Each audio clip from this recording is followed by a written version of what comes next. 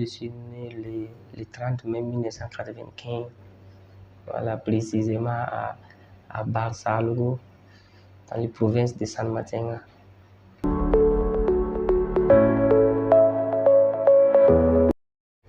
L'amour de la couture est né en Côte d'Ivoire parce qu'il était de passage là-bas pour aider mon père à faire les travaux sans tête. Donc, arrivé là-bas, j'ai constaté que c'était carrément dur pour moi d'adapter à leur système. Voilà. Ça ne veut pas dire que leur travail n'est pas rentable, mais en tant que jeune, il faut apprendre à faire quelque chose de tes 10 doigts. C'est là que j'ai connu un jeune qui faisait la couture. Donc, tout le temps, j'ai passé mes temps libres dans son atelier. Voilà, donc, et j'ai aimé le travail sans me rendre compte, en fait.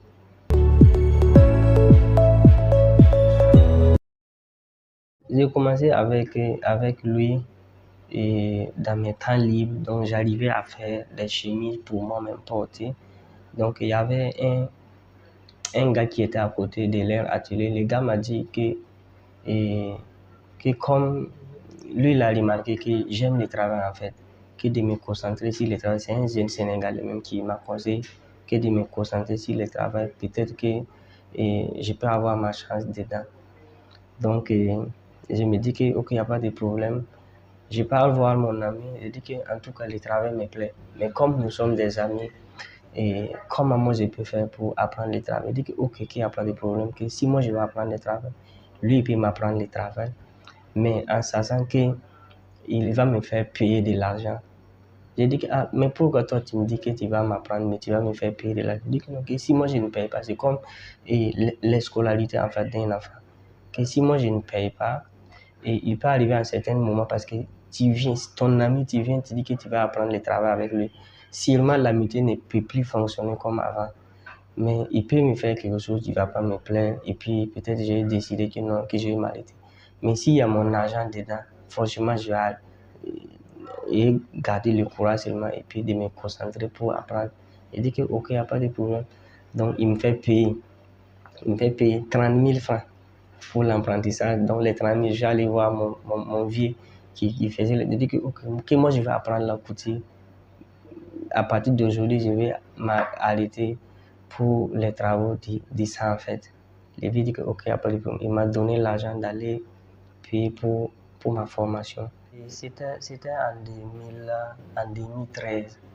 En 2013, vers la fin de 2013, et que j'ai commencé à me former en Côte d'Ivoire. Donc, j'ai fait au moins 3 ou bien 4 mois comme ça. Donc, le vieux là était carrément malade, donc on a décidé de rentrer au pays. Donc, j'ai pas pu me former bien là-bas. Donc, je suis rentré au Burkina. On me dit, si je vais continuer la couture, je dis que non, que moi, je ne vais pas continuer la couture, mais je vais faire le commerce. Mais en fait, je ne me voyais pas évoluer. Je ne me voyais pas évoluer. Donc, il y a quelqu'un qui m'a conseillé encore de retourner dans la couture. Donc, je suis retourné dans la couture en 2015. En 2015 jusqu'en 2018. Donc, j'ai fini ma formation avec un monsieur qui se nomme Zumrana Abdul Aziz. Donc, c'est lui qui m'a formé de 2015 à 2018. Donc, j'ai demandé la route que moi aussi je voulais faire mon propre atelier. Donc, l'atelier est né, Sako Fusion est né le 22 janvier 2018.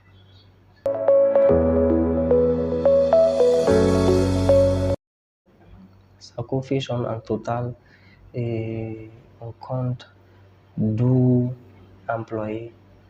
12 employés, il y a certains qui sont confirmés et il y a certains qui sont des apprentis.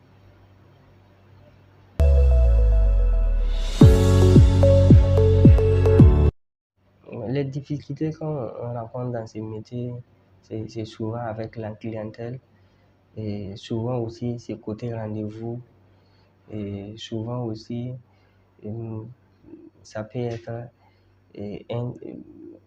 on fait le travail et la personne n'est pas tellement satisfaite du travail. En tout cas, nous-mêmes, ça nous décourage en fait de faire un travail que la personne ne va pas aimer. Voilà, l'objectif, c'est de pouvoir faire le travail que si la personne pense seulement qu'il est content, toi aussi tu es content, c'est le plus important. Voilà, mais souvent aussi, c'est pas simple hein, avec les dames là, mais, mais ça va aller. Bon, j'ai été conseillé par M. François Yamouyou, François Ier. Donc, il reste toujours un bon doyen pour moi parce qu'à chaque fois que j'ai besoin de lui, seulement si je l'appelle, en quel que soit côté harmonie ou bien en quel que soit les petites discussions dans le travail avec la clientèle, tout et tout, le comporte. Il m'a invité, c'est lui à Koudougou. Donc, pour me donner toute la journée de lui poser des questions concernant le travail, tout et tout.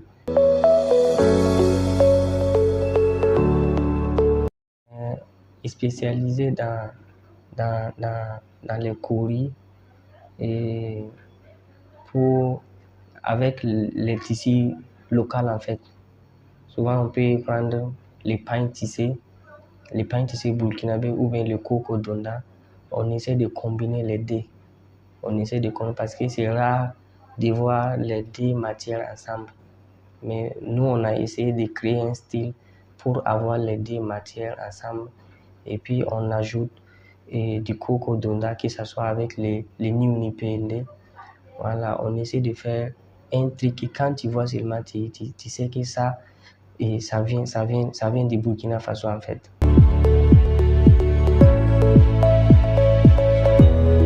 Nos prix sont abordables et parce qu'on commence à couper à partir de 15 000 francs les ensembles. Donc là maintenant, en dessous de ça, ça dépend des modèles que la cliente a envoyés.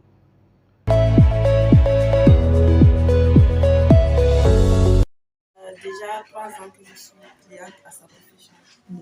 Et nous savons tous que les couturiers, ce n'est pas facile, mais lui particulièrement, ça va. Voilà, depuis ces 3 ans, nous n'avons pas eu de différence pour le moment. Je travaille à sa profession, ça fait 2 ans de ça. Son franc-parler, son travail, et c'est quelqu'un qui ne cache pas, il ne mâche pas ses mots. Quand ça va, il encourage, quand ça ne va pas aussi, il critique. Et c'est ça qui me plaît chez lui.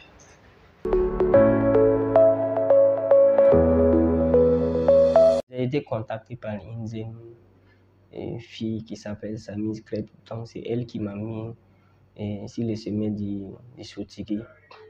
Parce qu'elle est venue me voir que l'événement avait choisi certaines influenceuses du pays et en tant que des Amazones pour accompagner l'événement. Donc elle est venue me voir que si je suis disponible, je peux les accompagner.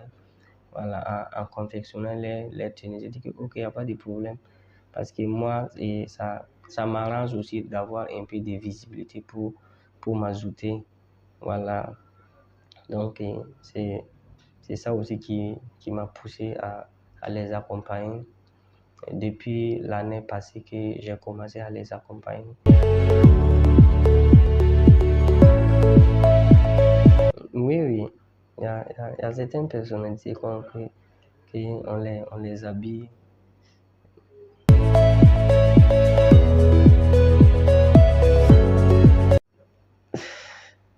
Je préfère ne pas parler.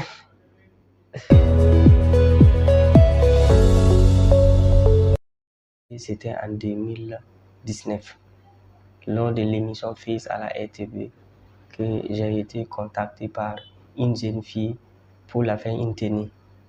Donc on était au nombre de 15 couturiers du quartier et 15 filles qu'on voulait, 3 stylistes parmi les 15. Donc j'ai eu la chance d'être la tête, le premier parmi les 15. Donc moi-même je ne croyais même pas. Voilà, donc je garde toujours ces souvenirs comme si c'était hier. Et mon plus grand regret dans ces métiers, c'est que je devrais être au top plus que ça. Mais entre-temps, parce que en fait, dans notre métier, si tu es entouré de plusieurs personnes, que tout le monde veut de ton service, et il y a certains comportements qui toi aussi tu exagères. Voilà, il y a certains comportements qui toi aussi tu exagères parce que tu sais que tu es à la mode en fait. Voilà. Donc dans ça là, moi aussi je me suis gonflé à certains niveaux que le niveau même est baissé. Voilà. Mais comme c'est pas trop tard là.